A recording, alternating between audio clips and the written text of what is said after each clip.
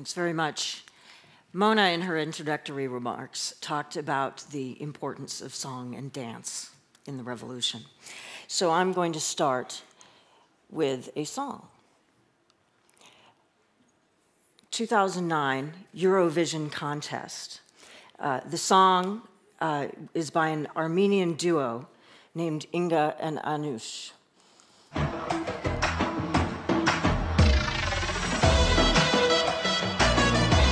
Now, 43 Azerbaijanis voted via mobile phone text message for this Armenian song.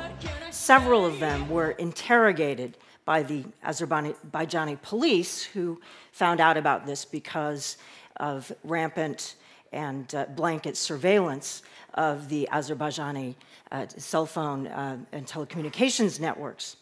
Now, one thing that is interesting to note is that just last month, the Swedish investigative journalism program, Uppdrag Granskning, came out with an expose on the business operations of Telia Sonera, which is a Stockholm-based Swedish-Finnish telecommunications company with subsidiaries in Belarus, Uzbekistan, Kazakhstan, and Azerbaijan.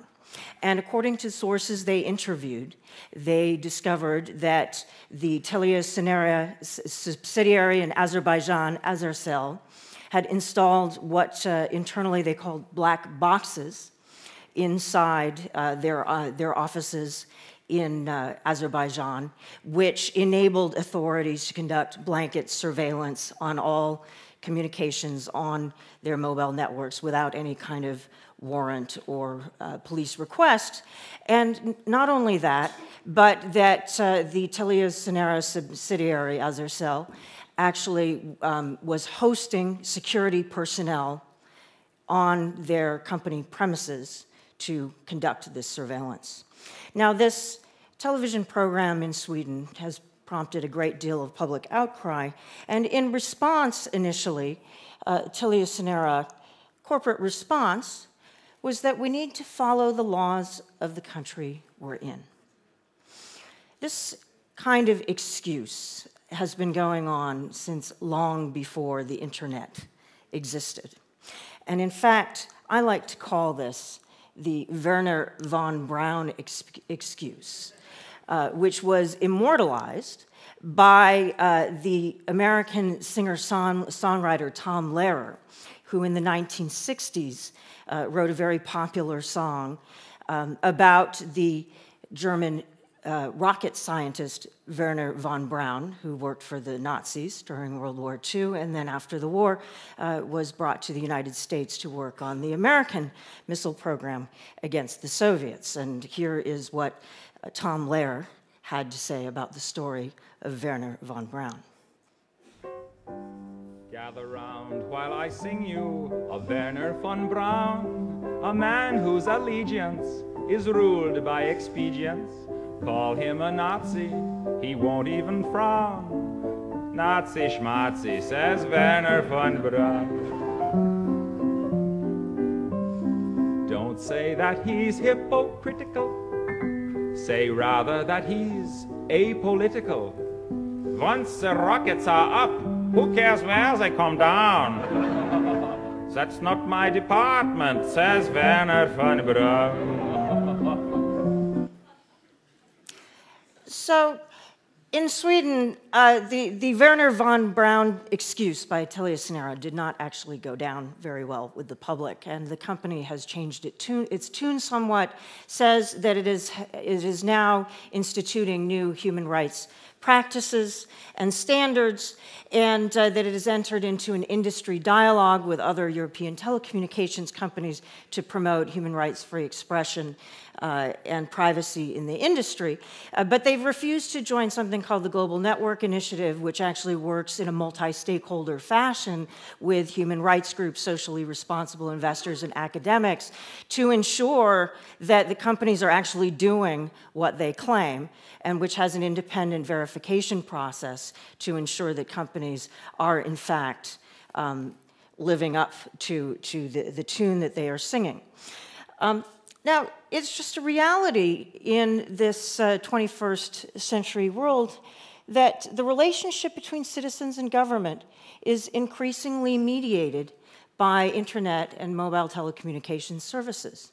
And we need to ensure that this digitally interconnected layer that we are increasingly dependent on is neutral and is not acting as an opaque extension of state power, and that companies are not assisting in the censorship and surveillance that governments want to impose. We need to ensure that this layer evolves in a manner that serves citizens, not the other way around.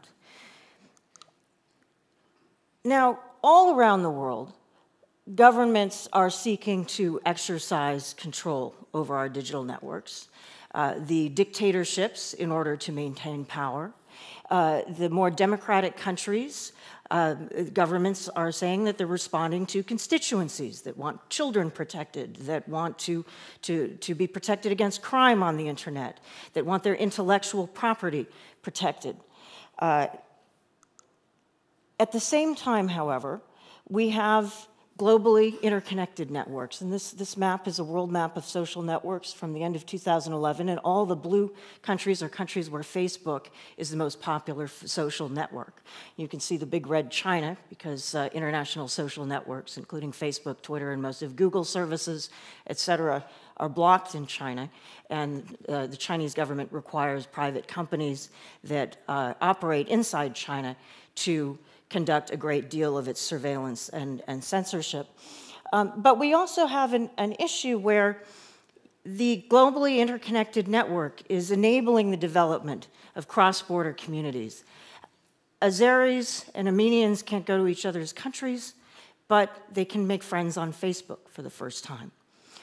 The problem is, however, that if we want a truly human rights compatible internet, not only do we need to ensure that the internet is globally open and interconnected, we need to make sure that people have recourse against opaque, unaccountable, and politically motivated surveillance. Otherwise, we will not have a human rights compatible internet. And companies are doing less well on that score in terms of the way in which they collect our data, the way in which they manage our identities or don't manage our identities. And while Azeris and Azerbaijanis can communicate with one another, at what cost when the police find out who is talking to whom and put people in jail. We are finding, particularly in the last several months, we have a growing global movement against governments that are seeking to impose regulation and control over the internet that we feel is infringing our rights. Very famously, in early January, Wikipedia went dark for an entire day in protest against the Stop Online Piracy Act, which the US Congress was seeking to use to control internet copyright violations, but which civil liberties groups, both domestically and internationally, feel would have imposed unreasonable censorship and surveillance mechanisms on the internet that would have had implications not only in the United States, but globally in terms of how people use the internet. And we managed, thanks to this movement, to kill that legislation. And following that, this is a photograph from Poland, a demonstration against the Anti-Counterfeiting Trade Act, which was a treaty between the United States and dozens of its trading partners, again aimed to solve a narrow problem of copyright violation online, but which had many SOPA-like features in terms of imposing greater liability on internet companies and intermediaries to control what people do online. And because of the protests around Europe, you're now hearing European officials saying that ACTA is, in effect, dead. The public movement against the Anti-Counterfeiting Trade Act is stopping it from being ratified in Europe. And so we were seeing how movements, how when internet users, when publics demand having a say in how internet policy is formulated, we are having an impact. Now, Of course, the fight is by no means over, and if you thought ACTA was bad, you need to start paying attention to what's happening at the International Telecommunications Union, which will be holding a major conference at the end of this year at which governments that are members of this international body under the United Nations, which was formed to regulate first telegraph, then telephone networks, are seeking to revise international telecommunications regulations to include internet services and functions as well. Hamidou Touré, who is the Secretary General of the International Telecommunications Union, is talking about why it's important to bring governments and industry players from around the world together to figure out how to make the internet work best and in everyone's interest. Of course, we're expected just to trust the governments and industry to get it right because, as we've seen, they're doing a really good job. Civil society is not invited. The internet would obviously not be anything close to what it is today without what I call the digital commons. The communities that are motivated not by commercial motivations, that are non-governmental, that are non-commercial, that have gotten together to develop open internet standards, to write open source software upon which many government services and commercial services actually depend. The communities like Wikipedia, Global Voices, Mozilla, many others that have come together to create platforms for the free sharing of content and information about what's going on in the world. These communities are critical to the future of the internet, to ensuring that we have a human rights compatible, open, and free internet, and none of us have a seat at this table at the International Telecommunications Union, whose documents are kept secret, locked behind password-protected websites for members only. We are not invited into the conversation about the future of the internet. Now, in my book, Consent of the Network, I talk about how the past 40 years, we've had an environmental movement develop based on the recognition that if you leave companies and governments to their own devices and trust that things will work out all right, that's not been a very good approach to ensuring that the environment is protected. And similarly, we need a broad and deep global movement to protect our rights on the internet and to ensure that the internet evolves in a democracy-compatible way. So we've had a great start to the year in fighting against SOPA, fighting ACTA, activists in Pakistan fighting against censorship systems, activists in many other countries successfully pushing back. This is just the beginning. We need to move together. We need to demand a seat at the table because just as government that is not based on consent of the governed is illegitimate, an internet that is not based on consent of the networked will be equally illegitimate. Thank you very much.